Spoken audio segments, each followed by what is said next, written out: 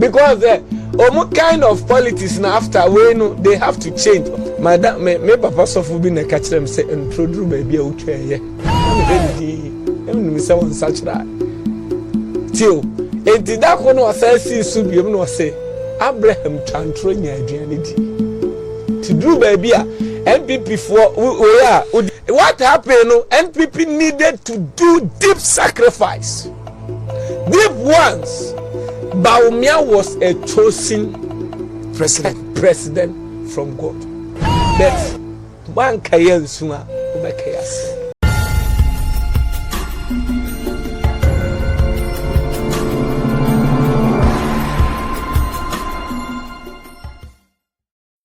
Say Oshe 2024 na commission my fans say 50-50 ebi mo shema NDC ebi mo shema NPP na Oshe difo akese a omuba out be shen kom NPP na sebi omu odua o maye adwuma na cha metimi akasese bi enyo monnya nkura eneifo no akasese bi omu president but edru ba bia woni nyame bonkura sebi untimi enibem na menka se nyame yi nani hintae but statement amemma na no paper and say we NPP ni we Ghana ni a de nyame asekese because after the election we go back and I say we went to the drawing board say what happened dear nema adia Erade kachre since 2021, 22, 23 nyina besi 24 na esisi so a eba pepepe. Enti ye den na de aka ye da minute extra time na ye bo amankunim di abade tibida na ye. But me de erade ma me hu ye bra me ko waiting si na erade ot de o ya ase. Sometimes otinyame ase bebra da ye nipa betinyame ase onye nyame bi. Yes, onye nyame biem. Na what happened? No, it was 70% spiritual, 30% physical. Chirim. What I say?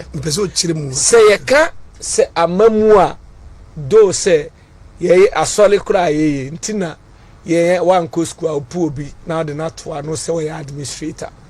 Say ye ka amamua physically untimi mfa NDC into 12 NPP. I tell you, may you suffer there, but that is the reality. Open so kanokra.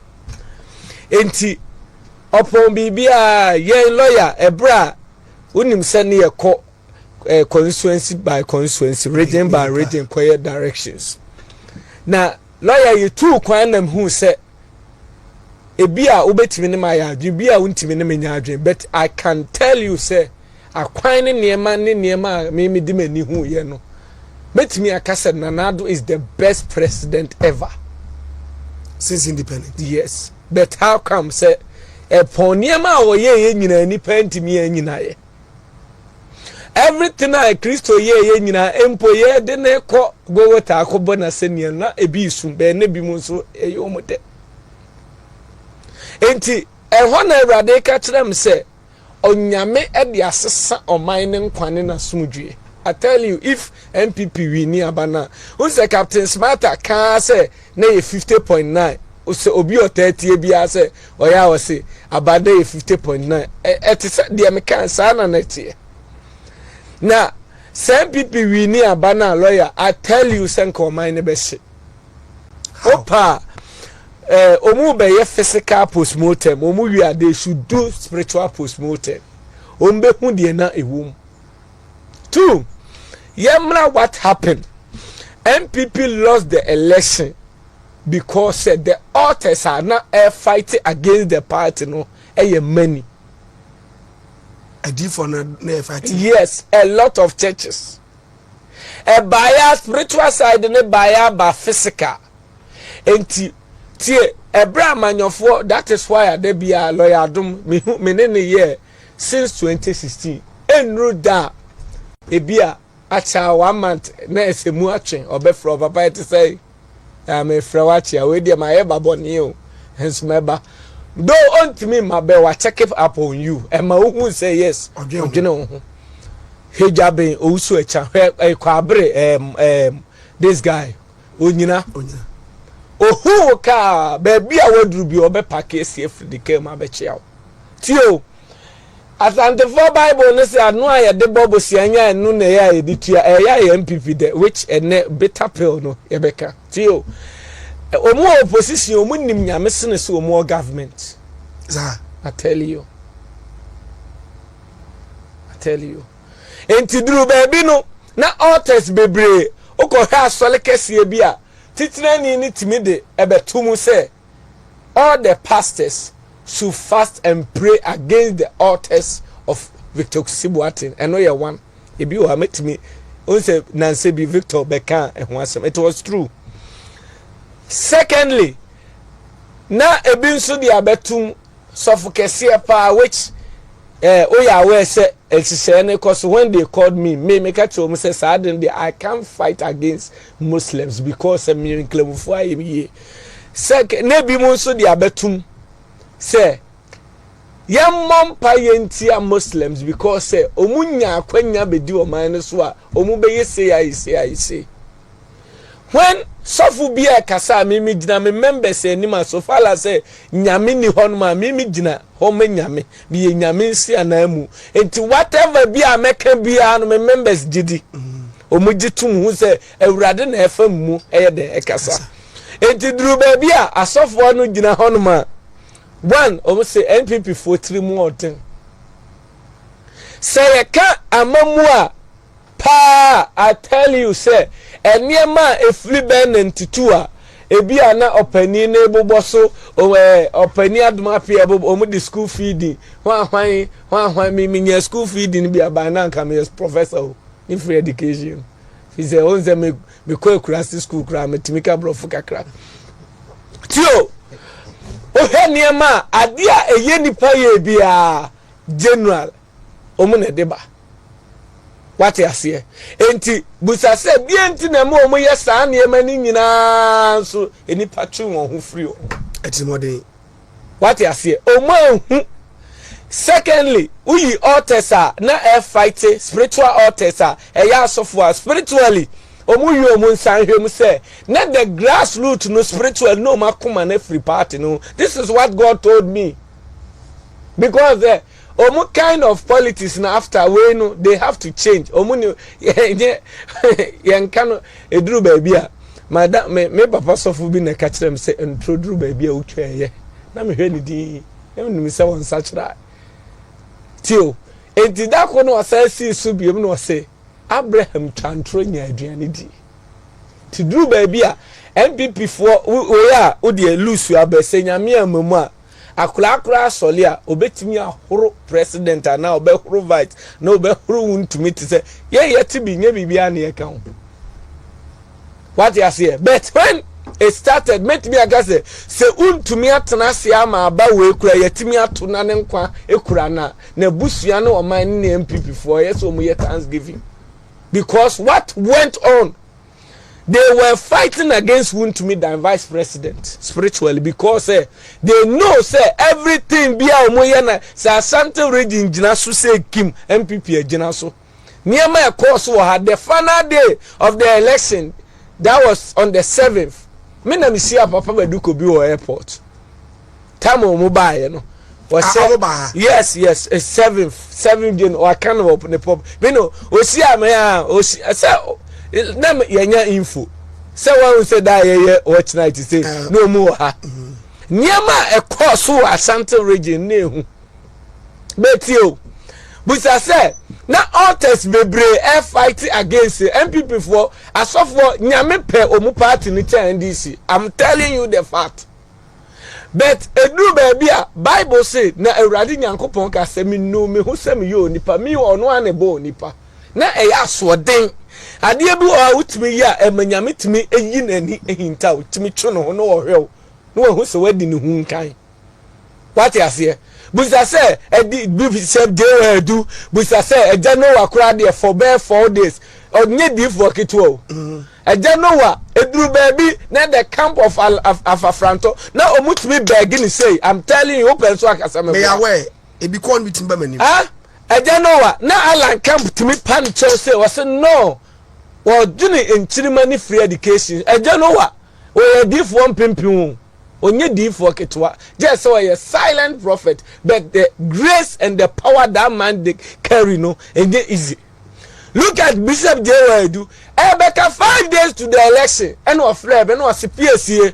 Mr. Papa was say, Yitra menyan, Radia Yatra, me who's a Santa Regi, and Yai, Makum punch and punch in Yana or same punch and 2 million. I'm a wound to me, Jina home, ain't it? Why na menyano? Ne was a bibu or why, sometimes here. What happened? NPP needed to do deep sacrifice, deep ones.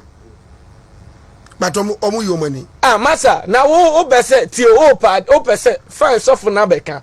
Lawyer adumo hoy sebi lawyer because the lawyer call Efijase. Aye. And they didn't come say anam's lawyer. I bet me a fuck on your bed that day. I hear babu only. I tell you. And I'm so on permit say Ninechi. But I tell you now that day I hear permitus. But Uze lawyer a fine no as of na me pay once. Tio what I say I saw it. Right? Enti we say why obese enonso so sofna na enyi ni sika enkojira ho so ya kwanta ma party when they do it after no they rejected them. Look at go back to 2015-16 Bishop Opi no timima communicate and post ka se ko koka NPP ho asem but ordinary kadru abo ni ade a wo say aton ni ade but do baby a nyame mpo pasda 31st be a normal day service be o de ma penny be MPB executive be nko na asole kura keke sana sofu bi ape. What you say? Are you with me? And sometimes edu baby no tie na edifo ni nyina no edu baby a some of them are helpless. Some of them no now they are out helpless. Different what's the PTA me ofre they order software no any omudine tool say on the house software no dealing with spiritual thing no that person was the one who failed Dr. Bawumia and NPP. Committee no mate no report to us. Who ko blame aduma pia na untumi ana ko blame ko di ana ko blame why. Some of them saw it. Edu me see di for je edu. Onye di for keto onye se na aba ebi mu nya bloggers na ebi mu gina hohuru edi 100 years MPP beba back. No mu back tio. Said the na ho no uze obi a medi obi atem. Uze omu attack omu president say obi a asofo no de eso pacho abepa de eso kase nyame amane nsi nti. But oh dear, ebedane so we are going to pray fast and do everything. Esther ni Mordecai yebi BBC. Fize be ifo great me trust say ye ni dia no ye na just say kum Paul ansa. We are going to do same. Said ye be redeem your image and we will redeem the image of Christ. Nyame hu say MPP we need election to besi and to besi Ghana. I tell you, oh dear, omo nko abusa asema America no. Before be ansem control. Oh dear, edane nso a ubehu say before na omo ye. Obu on man no my cut and paste. Amamu no ubehu so asema anka ne sa ene o ma chisa. Obi nso beba abedome. Edane ne dru sa said ye na wo je glory no enane mane nko. The Americans say lawyer aduma pia mo ha they should go back to the drawing board omu kwa sofo no monfum omu ebu hon ma ye just entia keke aseda keke. Look at Prophet Kusi Appiah issue when Pentecost for NNH no it was Tamaun to me and NPP who stood up ti say akoba bibi kura no ka bibi na anya party ni da quarantine obi a na mi ade bia wo ye kikiki just simple. Obu on ma or your software the bet you can software 100 and make me say MPP wo mu 70. what you say or can obi ono or can sama o de ha akoma no ne tone na o de ka asam obehu so ya hu nipa edidi jani munane na mnya asofo na part but adia eku wo mu ba kono no because me meti abrotire ya be ma me se me nkoda nip ana se free zones minimum obia. That was omuyare ba ko aku party no mean say mebre ebi on ma off air ye be eniema omuye kese pa ye deep pa me ba me catro off air fi se nenye easy say adia nanado ye no this oman ni sunsum ensamanfo asase enframane ahonhum nyina adia tum. That was free education no because mobrowa ni adia sebi ahwewo mu no omua nanka said wo muti semi omuntimi nyi even 5 cd emma omuba daily se onyinko school nye easy enti nkenye easy se awrade betimi ayi nani ehinta se oman no ensanko na chisa but awrade se ne man ebo se me ma oman bia endefeat me man Israel bedru ba bi no oman kitwa bi e friend I lawyer etise me nsem no ma defeat Israel why. But Israel who you moko omunko tojo anim ko busa awrade se na awrade ade na amasa ade we ya baye so awrade kasa e free oko no man bia ni honoma eni Israel gina ya omutimi di Israel so eni daso ho nyame daso the party no they should go back to sofo na sebio ebi honoma nsema na omuka ebitimi ye de se o group obani nyamesem obitimi gina okas ekata ne member say woto abama NPP a paya amabo amawo eflim ayi nyina ena ne no menko so we ya member ubesuro obitimi kanina yes bitimi ka okoto abama NPP enyamintia oka na obia member bia sum ne so say new row. What happened? It was more spiritual than physical. Enti na bebele suro me sofwa ka say menya den goto aba but that time my sofwa started yes and am more pain and na wo say bi ebi mutu o de ko say party leaders ebi na ha bi na ni nyina na o betimi aye wo nso no wase de ne say so ti NDC spiritual you know no mo so say NPP. Oh no me nka so mu wo soro say de aba de o mbeka so mu wo soro che. But no nsia bompre no tin America no we are going to do everything and make sure the NPP will come back. Hey, 16 years now omoka no yes omoka no man no keke o. Immediately they won the election they did something they belly some cows. Almost NNP. Now about we na NNP they say had a ketwa. Tina make us say omunko back to the draw. They will see omun spiritual postmortem. Fize edienti sabla na nanado beba 2016.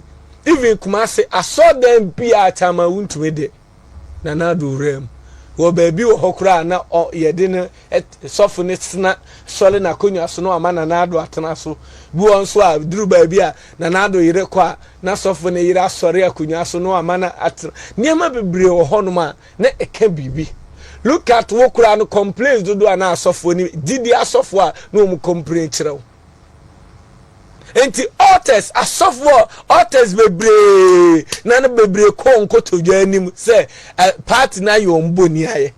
It doesn't matter say amamuo pa dia ka don't go there amamuo pa ka obie no ho anmo a obetimi aka senka NPP but soon and very soon the first exams of the next government the first person they will remember is going to be Aduchum.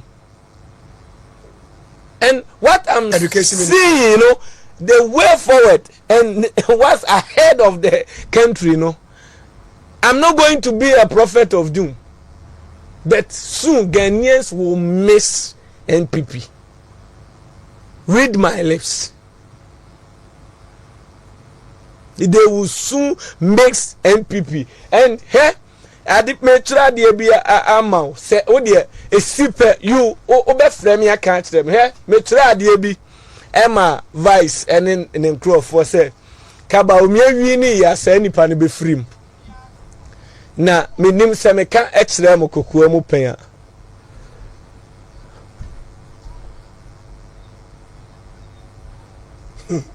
wei o de lawyer fa kire o mu be delay se mo pesa de we bi suna munya e mani nyu obi de yes they have lost what there what there ena me ga tell mo say ben kan na Bawumia wi ni wie ya be try my polo la fa shefal ena say Bawumia wi ni wie ya sa nipa no e be ka sa urade afa dia ma me kwan na me nko ena atene Bawumia lusu ya na atene akọ regional enipa eso ama sa enipa na free a mystery obi afrim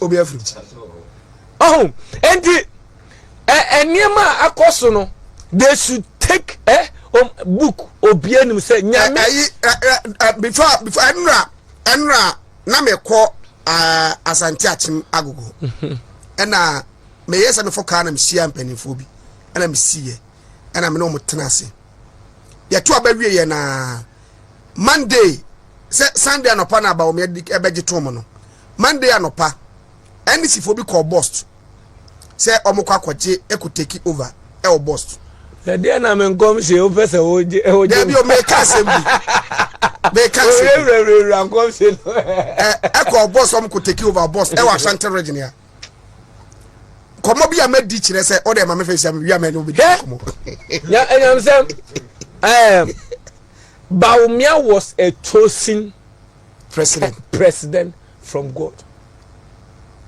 But one kayen you have said your own, but I think you have to come again.